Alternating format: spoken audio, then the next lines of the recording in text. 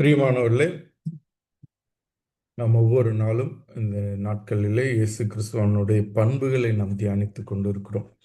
இந்த காலை வேளையிலும் கூட இயேசு கிறிஸ்துவானவர் இச்சை அடக்கம் உள்ளவர் அல்லது சுய கட்டுப்பாடு நிறைந்தவர் என்கிற ஒரு தலைப்பில் கூட அவருடைய பண்பை நாம் தியானிக்க போகிறோம். ஆங்கிலத்தில் ஜீசஸ் த செல்ஃப் கண்ட்ரோல்டு ஒன் என்று கூறுவார்கள்.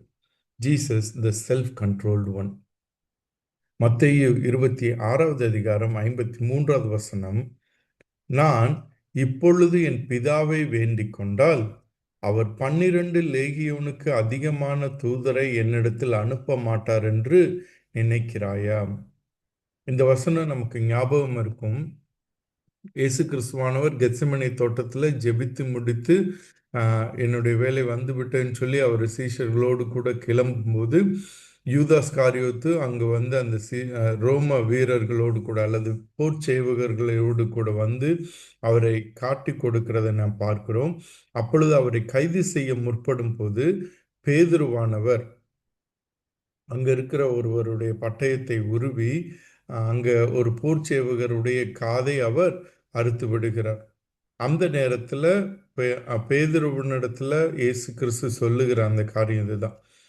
எனக்கு தேவை அப்படின்னா அல்லது எனக்கு என்னுடைய பிதாவினிடத்துல நான் வேண்டிக் கொண்டா அவர் 12 லேகியோனுக்கு அதிகமான தூதரை என்னிடத்தில் அனுப்ப மாட்டார் என்று நினைக்கிறாயா? அவர் இயேசு கிறிஸ்துவானவர் இச்சையடக்கம் நிறைந்தவராக தன்னுடைய வாழ்க்கை முழுவதும் இருந்ததை பார்க்கிறோம். இச்சையடக்கம் அல்லது சுய கட்டுப்பாடு என்றால் என்ன? தன்னுடைய சுய லாபத்திற்காக அல்லது தன்னுடைய மாம்சத்தை திருப்திப்படுத்துவதற்காக எந்த காரியத்தையும் செய்யாமல் இருப்பது. தன்னுடைய மாம்சத்தை திருப்திப்படுத்துவதற்காக அல்லது தன்னை திருப்திப்படுத்திக் கொள்ளுவதற்காக தன்னுடைய தேவைகளை, தனக்கான காரியங்களை தான் என்று நினைத்து சுயத்தை மையப்படுத்தி வைத்து அதை திருப்திப்படுத்தாமல் இருக்கிற காரியம் அநேக இடங்களில் இயேசு கிறிஸ்துவனுடைய வாழ்க்கையில நம்ம பார்க்கிறோம். வனாந்தரத்துல அவர் ஊழியத்திற்கு வருவதற்கு முன்பதாக ஞானஸ்நானம் எடுத்த உடனே எங்க போகிறார்? வனாந்தரத்துல 40 நாட்கள் அவர் உபவாசிக்க செல்லுகிறார். அந்த 40 நாட்களும் பலவிதமான சோதனைகள் அவருக்கு வருகிறது. அந்த இடத்துக்கு பரிசுத்த ஆவியானவர் தான். நம்ம வேதத்தை வாசித்து பார்த்தோம்னா தெரியும், பரிசுத்த ஆவியானவர் தான் அந்த வனாந்தரத்துல இயேசு கிறிஸ்துவானவர் சாத்தானால் சோதிக்கப்படும்படி அழைத்து செல்லுகிறார். இயேசு கிறிஸ்துவானவருடைய வாழ்க்கையில அப்படியாக பரிசுத்த ஆவியானவருடைய கரம் எல்லா இடத்துல இருந்தது. இங்கு சோதிக்கப்படும்படியாக அழைத்து செல்லப்படுவதும் கூட பரிசுத்த ஆவியானவரால் தான். ஆனால் நம்முடைய வாழ்க்கையில் அப்படி இருக்க, நம்முடைய வாழ்க்கையில் நம்ம வந்து அநேக நேரங்களில் நம்முடைய சுயத்தினால தான் நம்ம சோதிக்கப்படுவோம், சுய இச்சைகளினால தான் சோதிக்கப்படுவோம். அதனால் அதில் நம்ம கொஞ்சம் கவனமாக இருக்கணும். நம்ம ஏதாவது சோதிக்கப்படும் போது கடவுள் தான் என்னை சோதிக்கிறாருன்னு சொல்லி நாம் தவறாக புரிந்து கொள்ளக்கூடாது. இங்கே இயேசு கிறிஸ்துவனுடைய வாழ்க்கையில் என்ன பார்க்குறோம்? வனாந்தரத்துல அந்த சோதனையின் போது அவருக்கு பசி அதிகமாக இருந்தது, பசி நிறைந்தவராக இருந்தார். தன்னுடைய மாம்சத்தை திருப்திப்படுத்த வேண்டிய ஒரு சூழ்நிலை இருந்தது. அநேக நேரம் நம்ம என்ன யோசிக்கலாம், அது ஒரு தேவையாக, அத்தியாவசிய தேவையாக இருந்திருக்குமே, அதை நிறைவேற்றுவதில் என்ன பிரச்சனைன்னு சொல்லி யோசிக்கலாம். ஆனா நாம் மறந்து போற காரியம், அந்த இடத்துல சாத்தானானவன் இயேசு கிறிஸ்துவானவருடைய மாம்சத்தை திருப்திப்படுத்துவதற்கான ஒரு குறுக்கு வழியை அவர் தருகிறார். இது குறுக்கு வழி. அந்த மாம்சத்தின் தேவையை சந்திப்பதற்கான ஒரு குறுக்கு வழியை அங்கு காண்பிக்கும் போது, நீ தேவனுடைய குமாரனையானால் நீ இந்த கல்லுகள் அப்பங்கள் ஆகும்படி செய்யும். அந்த குறுக்கு வழியில தன்னைத்தானே திருப்திப்படுத்துவது அல்லது தேவனுக்கு பிரியமில்லாத வழியில அல்லது மாம்சமான வழியில தன்னைத்தானே திருப்திப்படுத்திக் கொள்வதுதான் அநேக நேரம் மனிதர்களுடைய இயல்பு. ஆனால் இயேசு கிறிஸ்துவானவர் தன்னுடைய மாம்சத்தை அடக்கி ஆளுகிறவராக, தன்னுடைய இச்சைகளை நிறைவேற்றாதவராக இருந்தார். தன்னுடைய மாம்ச இச்சைகளையும் தனக்கு உண்டாகிற அந்த மனிதனாக இருக்கும்போது ஏற்படுகிற அந்த மாம்ச இச்சைகளையும் அவர் நிறைவேற்றாமல் இருந்தார். அநேக நேரங்கள்ல இயேசு கிறிஸ்துவானவருக்கு பல சோதனைகள் வரும். பின்பதாக ஒரு இடத்துல அவர் 5000 பேருக்கு போஷித்த போது அவரை ராஜாவாக்க முயற்சிப்பார்கள். இவர் நம்ம ராஜாவா இருந்துட்டா நமக்கு எந்த பிரச்சனையும் கிடையாதுன்னு சொல்லி ராஜாவாக நினைப்பார்கள். அவர் ராஜா வாக்கணும்னு சொல்லி எவ்வளவு முயற்சி எடுப்பாங்க. ஆனா அதை அறிந்தவராக அவர் கூட்டத்தினுடைய அப்படியே காணாம போயிடுவார், சத்தம் இல்லாம. ஏன்னா அது அவருடைய காரியம் அல்ல. அவர் இந்த உலகத்திற்கு ராஜாவாக போகிறவர், ராஜாவாக இருக்கிறவர், ஆண்டு கொள்ளுகிறவர். ஆனால் அவருக்கு தெரியும் அந்த வழியில அவருடைய அந்த காரியத்தை அவர் அடைய தேவையில்லை என்று சொல்லி அறிந்திருந்தார். அல்லது இந்த இந்த வனாந்தர சோதனையில கூட இந்த எல்லா ராஜ்யத்தையும் நான் உனக்கு தர்றேன், நீங்க என்னைய பணிந்து கொள்ளுங்க அப்படின்னு சொன்னப்ப இயேசு கிறிஸ்துவானவர் குறுக்கு வழியில தன்னுடைய காரியங்களை சாதித்திருந்திருக்க முடியும். பிரியமானவர்களே, நம்முடைய வாழ்க்கையில அநேக தேவைகள் இருக்கிறது, அநேக இருதயத்தின் ஏக்கங்களும் இருக்கிறது. ஒரு சில நேரங்கள் ஒரு சில காரியங்கள் நமக்கு தேவையானது போல இருக்கலாம். ஆனால் பரிசுத்த ஆவியானவருடைய ஞானத்தினால நம்ம நிதானிக்கும் போது அது நம்முடைய சுயத்தை நாம் திருப்திப்படுத்துகிறோமா, நம்முடைய மாம்சத்தை நாம் திருப்திப்படுத்துகிறோமா என்று சொல்லி யோசித்து பார்க்க வேண்டும்.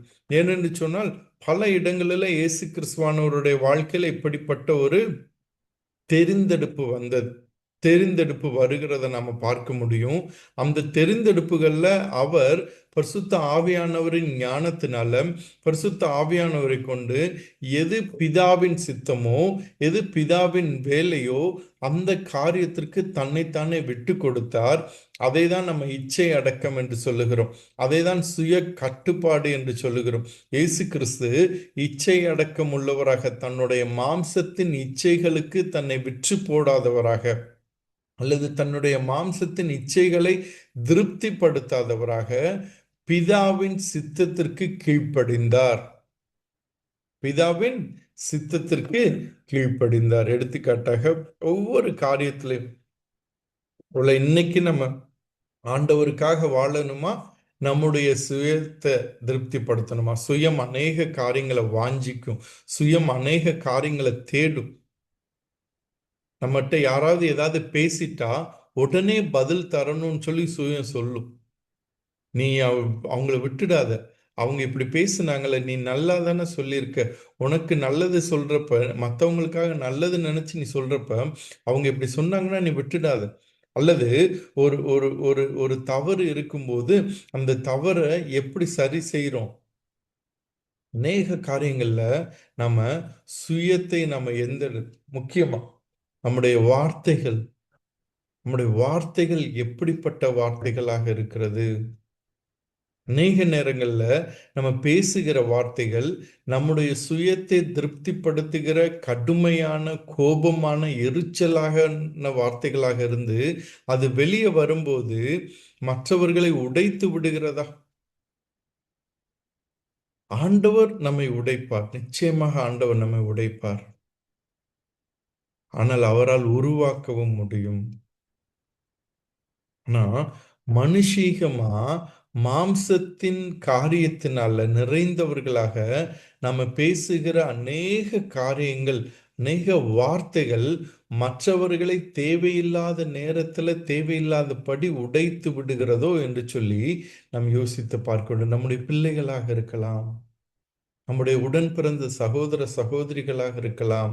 நாம ஒரு சில நேரம் ஒரு சிலருக்கு நம்ம உதவி செய்து கொண்டிருக்கிறோமே, அவர்களாக இருக்கலாம், நம்முடைய உறவினர்களாக இருக்கலாம். நம்முடைய வார்த்தைகள் எதன் அடிப்படையில் அங்க போய் சேருது? நம்முடைய சுயத்தை திருப்திப்படுத்துவதற்கான வார்த்தைகளாக இருக்கிறதா, அல்லது தேவனுடைய வார்த்தைகளாக இருக்கிறதா என்று சொல்லி யோசித்து பார்க்கலாம். ஏன்னா ஒரு தடவை நம்ம பேசிட்டோம்னா அதை மீண்டுமா திரும்ப பெற முடியாது. ஒரு தடவை வார்த்தை கொட்டிட்டோம்னா அது திரும்ப அள்ள முடியாது. இரண்டாவது, சிந்தனைகள்ல வார்த்தைகளாவது வெளியே வந்துடும், மற்றவங்களுக்கு தெரிஞ்சிடும். ஆனா அநேக நேரங்கள் நம்முடைய சிந்தனைகள்ல நம்ம எப்படிப்பட்டவர்களாக இருக்கிறோம் என்று சொல்லி ஆண்டவருக்கு மாத்திரம்தான் தெரியும். நம்முடைய ஒரு சிறு தவறான பார்வை, அநேக நேரம் சொல்லுவாங்க, நம்ம தனி ரூம்ல யாரும் இல்லாதப்ப நம்ம எப்படி இருக்கிறோம், நம்முடைய சிந்தனைகள் எப்படி இருக்கிறது, அதை வைத்து தான் நம்ம உண்மையிலே எந்த அளவு பரிசுத்தமானவர்கள் என்று சொல்லி தெரியும். ஒரு ரூம்ல நாம மாத்திரம்தான் இருக்கோம்.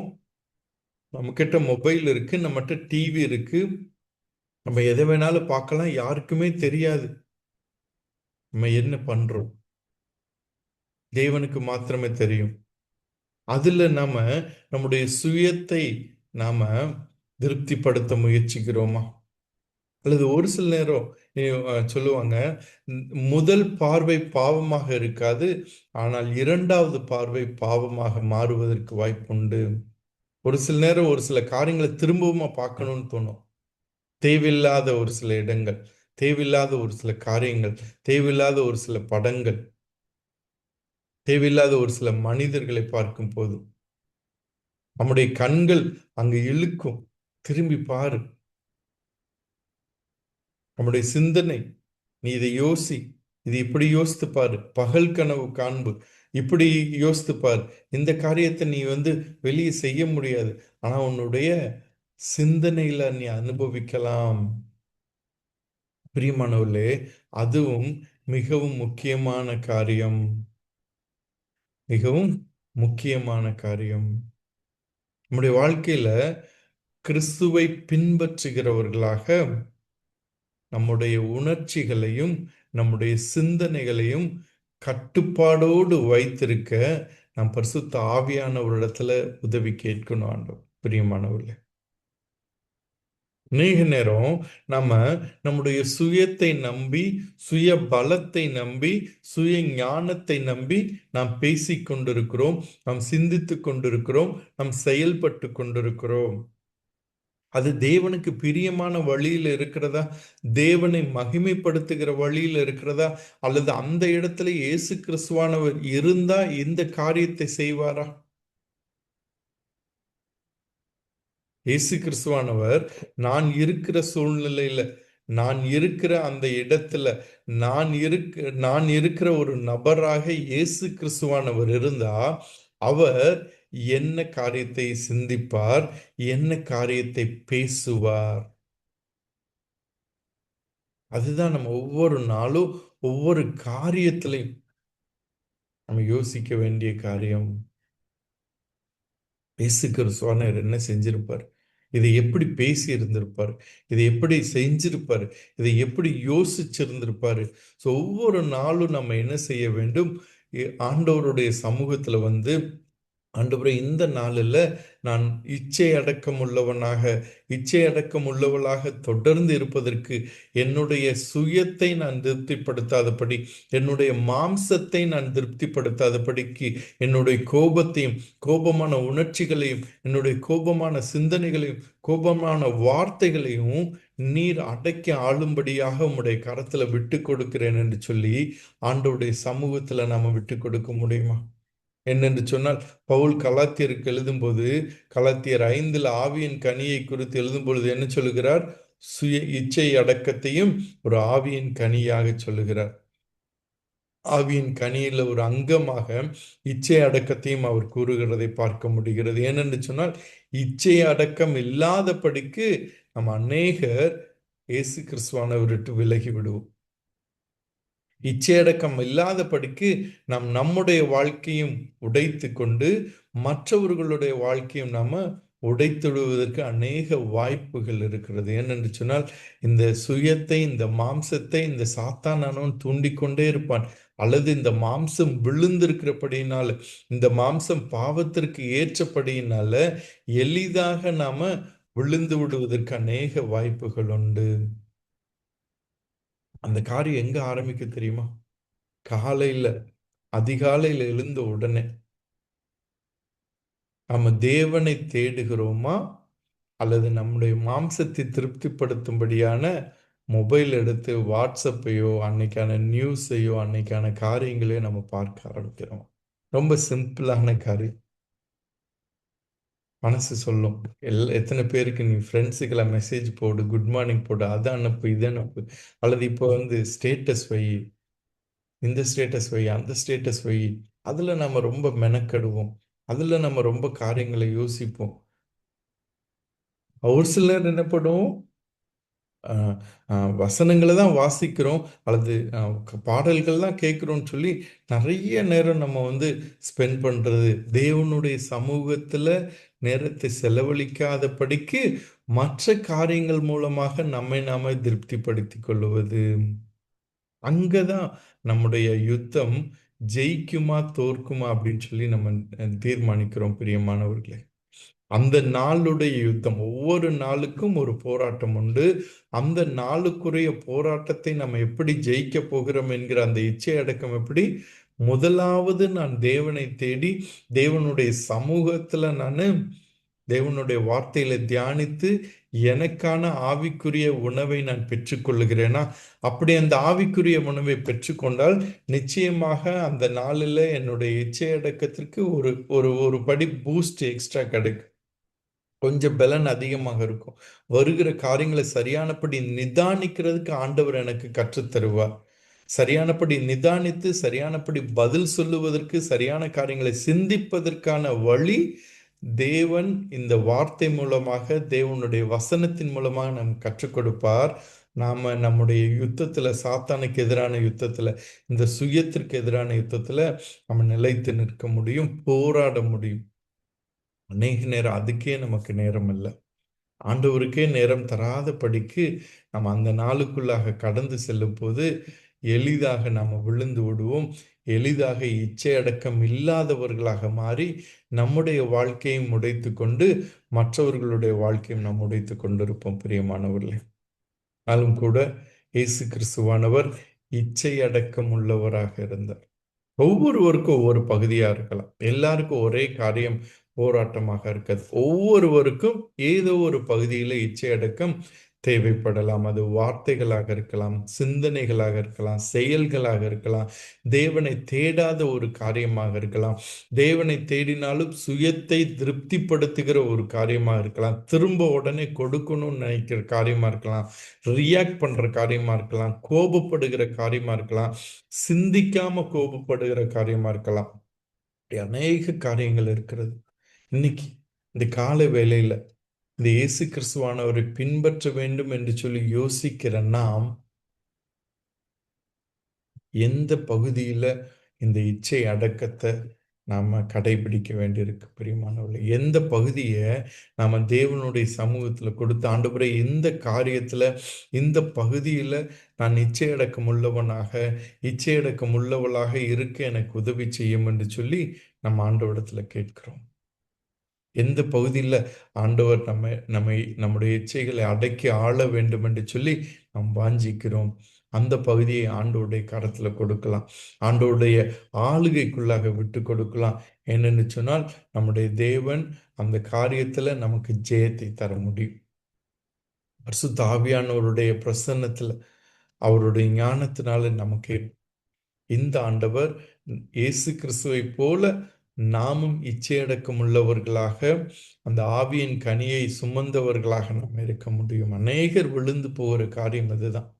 அநேகர் விழுந்து போகிற காரியம் இதுதான். இந்த நாளிலிருந்து நாம் இச்சையடக்கம் உள்ளவர்களாக வாழ கர்த்தர் தாமே நமக்கு உதவி செய்வாராக. தொடர்ந்து இந்த நாள் முழுவதும், வருகிற நாட்கள் முழுவதும் நாம் இச்சையடக்கம் உள்ளவர்களாக இருந்து ஜெயமுள்ளவர்களாக மாற ஆண்டவருடைய ஞானமும் ஆண்டவருடைய வழி நடத்துதலும் ஆண்டவருடைய பலனும் நம்மோடு கூட இருந்து நம்மை பாதுகாத்து வழிநடத்தும்படியாக நாம் செபிக்கலாம். கண்களை மூடி நாம் செபிப்போம். பரிசுத்தமுள்ள நல்ல ஆண்டவரே, நாங்கள் உம்மை துதிக்கிறோம், உம்மை ஸ்தோத்தரிக்கிறோம். நீர் இந்த பூமியில வாழ்ந்த போது இச்சையடக்கத்தோடு கூட, சுய கட்டுப்பாட்டோடு கூட நீர் வாழ்ந்தீரே, அதற்காக நன்றி செலுத்துகிறோம் ஆண்டவரே. உம்மை பின்பற்றுகிற நாங்கள் அநேக நேரம் இதை மறந்துவிட்டு ஆண்டவரே, எங்களுடைய வார்த்தைகளினாலே, எங்களுடைய சிந்தனைகளினாலே, எங்களுடைய செயல்களினாலே இச்சையடக்கம் இல்லாதவர்களாக நாங்கள் மாறிக்கொண்டிருக்கிறோம், மாறிவிட்டோம். ஆண்டவரே, கர்த்ததாமே நீர் எங்களை மன்னியும். யாரெல்லாம் ஆண்டவரே இந்த நேரத்தில் உங்களுடைய சமூகத்தில் தங்களுடைய இச்சைகளை அடக்க வேண்டும் என்று சொல்லி எந்த பகுதிகளை உங்களுடைய கரத்தில் கொடுக்குறாங்களோ, உங்களுடைய சமூகத்தில் அர்ப்பணிக்கிறாங்களோ, அவர்களோருவரையும் கர்த்ததாமே கிருபையாக இறங்கி அந்த காரியத்தில் ஜெயத்தை தரும்படியாக அந்த பகுதியில் ஆண்டவரே அவர்கள் இச்சையை அடக்கி ஆண்டவரே மாம்சத்தை அடக்கி உம்மை திருப்திப்படுத்த உம்மை ஆண்டவரே பின்பற்ற உமக்கு கீழ்ப்படிய நீங்கள் உதவி செய்யுங்க. எங்கள் ஒவ்வொருவரையும் உடைய கரத்தில் கொடுக்கிறோம். இந்த நாள் முதற்கொண்டு நாங்கள் ஒவ்வொருவரும் இச்சை அடக்கமுள்ளவர்களாக இருந்து உண்மையே மகிமைப்படுத்த உம்மை போல மாற எங்களுக்கு உதவி செய்யுங்க. நீர் பொறுப்படுத்திக் கொள்ளுங்க. துதி கன மகிமெல்லாம் உமக்கே செலுத்துகிறோம். மீட்பர் இயேசு கிறிஸ்துவின் மூலமே ஜெபிக்கிறோம் நல்ல பிதாவே.